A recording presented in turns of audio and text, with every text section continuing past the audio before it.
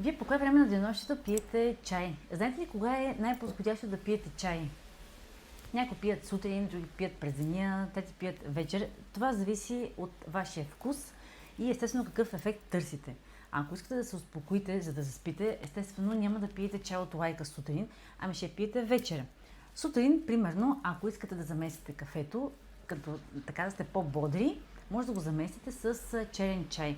Това е най-употребяваният чай сутрин. А пиенето на чай след хранене пък благоприятства за храносмилателната система. И сега ще ви покажа един чай, който имаме ние, който е за точно за след хранене. Билковия чай.